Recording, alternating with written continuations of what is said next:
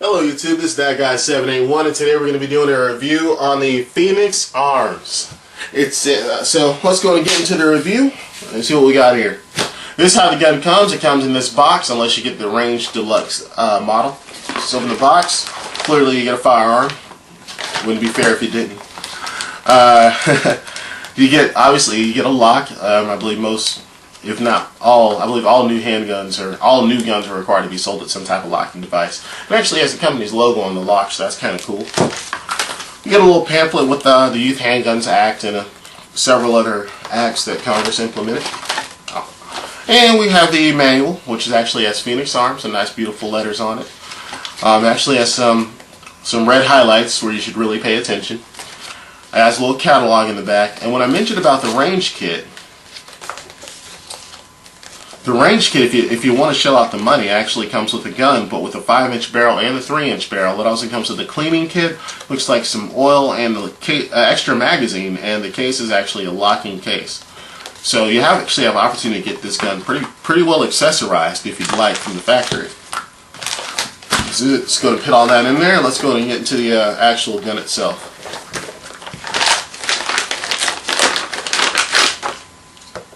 So I'm going to safety check the gun. Alright, nothing in there.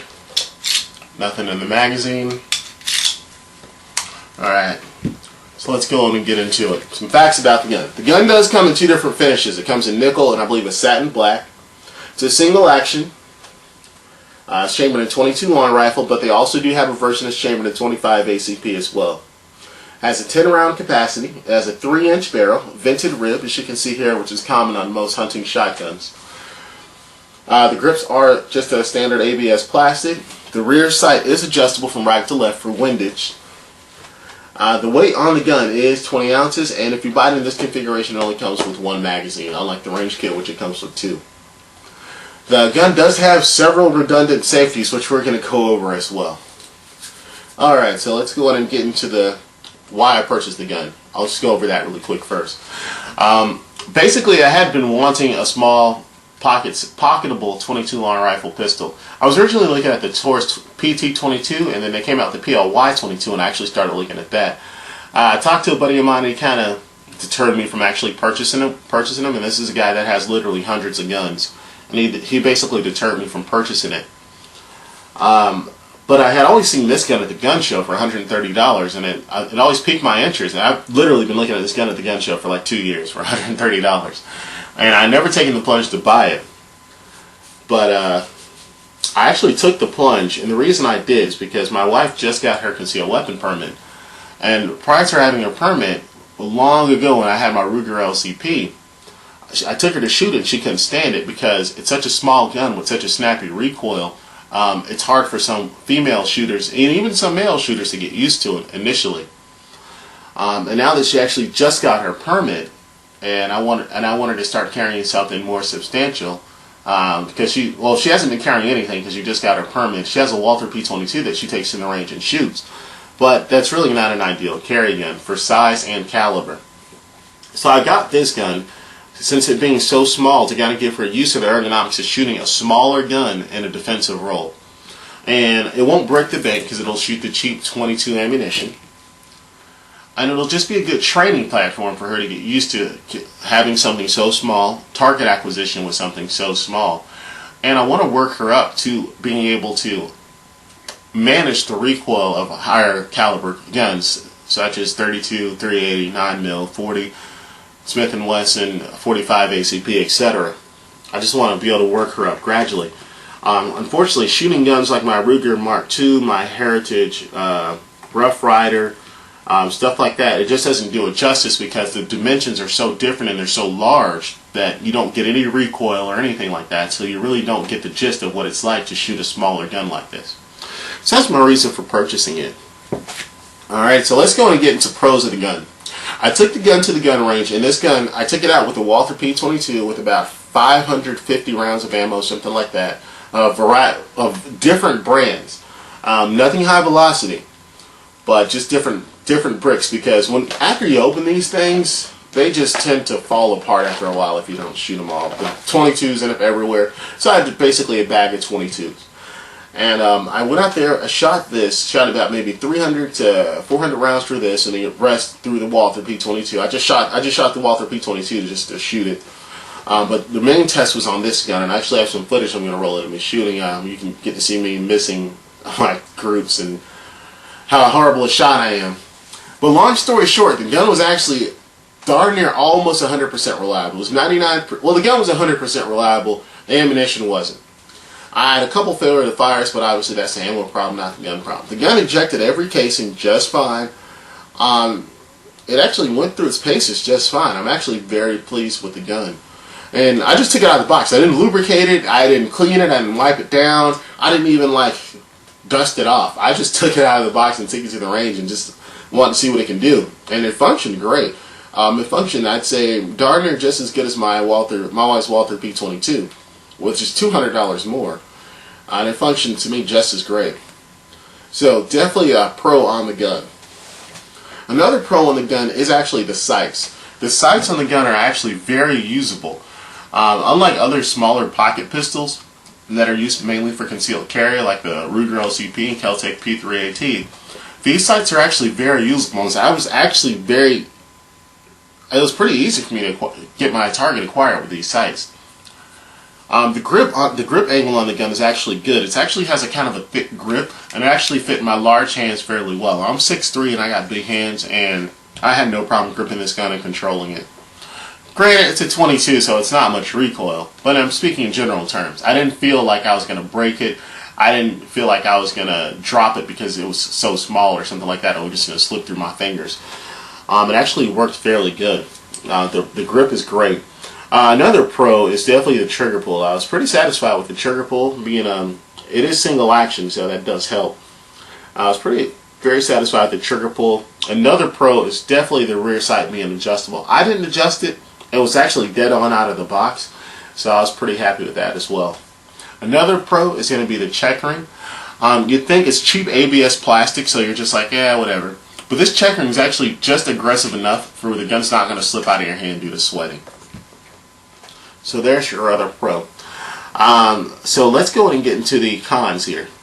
The con, one of the cons on this gun is that it does not have, the slide does not lock back after the last round. And it being a rimfire pistol, the striker will actually, in hitting the rim, let me see if I can kind of give you an idea. It actually locks. You can lock it back manually, but it doesn't lock back on its own. After you shoot your last round, you don't really have a way of knowing whether you're out because there's no loaded chamber indicator either on the gun.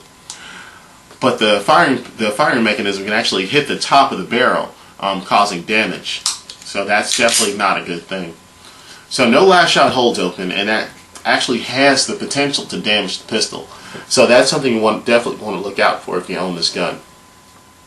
Another negative thing that I don't like, but it really can go either way depending on who you are and how you plan on using your firearms. If it's just for casual range use, it's probably not going to bother you.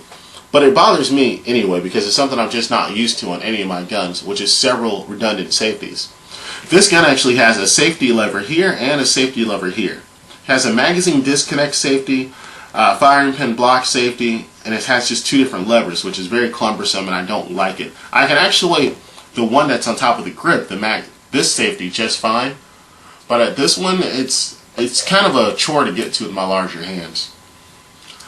So the gun won't fire if the magazine's disconnected, nor will the slide actually rack back if the magazine's disconnected. It actually has to have that safety disengaged and the firing pin block safety disengaged to fire the gun. So to me that's just a little bit too much to think about in the heat of the moment if you had to carry this gun. Most people won't, given the fact that it's 20 ounces and it's a 22 long rifle. And it's Phoenix Arms. But I actually do like the gun. In a pinch, if I had no choice, I'd carry it if I had no choice. Luckily I have several choices. So the safeties, to me, the gun's going to take a hit for those safeties. I'm just not a big fan of all those safeties on there. There are videos of people that delete those safeties, and I'm probably going to follow suit and do the same thing. Let's see, another feature, well, lack of feature that I do not like, and it's actually it could have been, if I'd have known this, it might have been the straw that broke the camel's back. I said, it's not recommended, per the manufacturer, that you shoot high velocity or high pressure ammo in this gun. So it's not recommended that you shoot CCI Minimax or anything like that out of here. It's not recommended for the manufacturer. I've actually read online where some people actually had some frame cracking on the gun because of that reason. So with that said, if you're looking to have this for defense, I definitely would say no. 22 long rifle is already, a whole nother can of worms that I don't want to open up as far as defense in a pistol, especially a subcompact pistol. But when you take away the fact that you can't have CCI Minimax or Stingers or anything like that, it's just like whatever. I don't even want to dare carry it. You shoot someone with these waxy 22 bullets that you're probably just gonna, sad to say, just piss them off unless it's coming out of like a rifle or something. And for size comparison, those are basically the only things I don't like. I'm gonna roll in my PF9, my very beat up carry gun, just kind of for a size comparison. And yes, my slide is polished. Just for a size comparison, PF9 is a bit bigger. The Phoenix is actually closer in size to the kel-tec P3A Ruger LCP. Obviously, it's going to weigh more and it's a little bit more robust, but that's pretty much where I put it in there as far as size-wise. All right, so let's go in and we're going to roll in some footage of me shooting, and so you guys can get an idea. But in my opinion, would I purchase this gun again? Yes. Just because of the reason I purchased it, it does fulfill that role. It's not meant to be a defensive gun. I don't plan on using it as a defensive gun unless I can't shoot my other 20-something guns. But yeah, I'd recommend it. If you're looking for a small plinking gun that's actually very accurate for its size, it's cheap, yeah, definitely go for it. I don't think you can really lose with it. So, does that guy 781 recommend it? Yes, I do. But not for defense, purely for recreation. So let's go into that shooting footage. And with that said, thank you guys for watching. Feel free to subscribe for more gun reviews, more gear reviews. I'm trying to crank out some knife reviews and other reviews, but as you can imagine, YouTube is like just something I do for fun. And got other things I got to do. So thank you guys for watching, and stay tuned for some footage of the gun actually shooting. And it's that guy 781 signing out. Alright, what we're going to do a challenge between the Walther P22 versus the HP22. It's really the only 22 long rifle handgun that I can have that's even close to comparison. My other guns have much longer barrels and are meant for target shooting. So we'll see how this pans out if we compare the two groups. First up, Walther P22.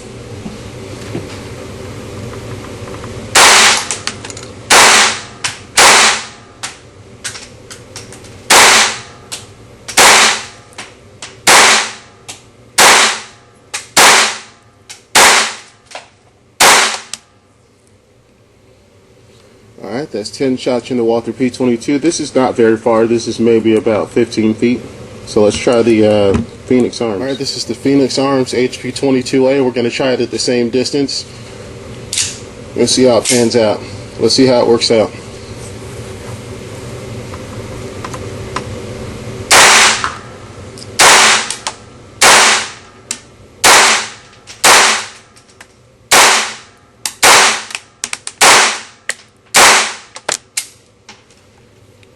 Tell you what, that Phoenix Arms is actually right up there with the Walther at the same distance. Kind of crazy. I don't even know if I can make these shots. It's actually pretty far away. Zoom out a bit so you guys can kind of see there.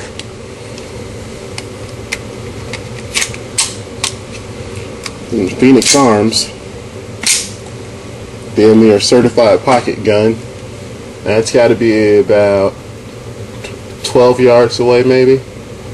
A little bit more. Let's see.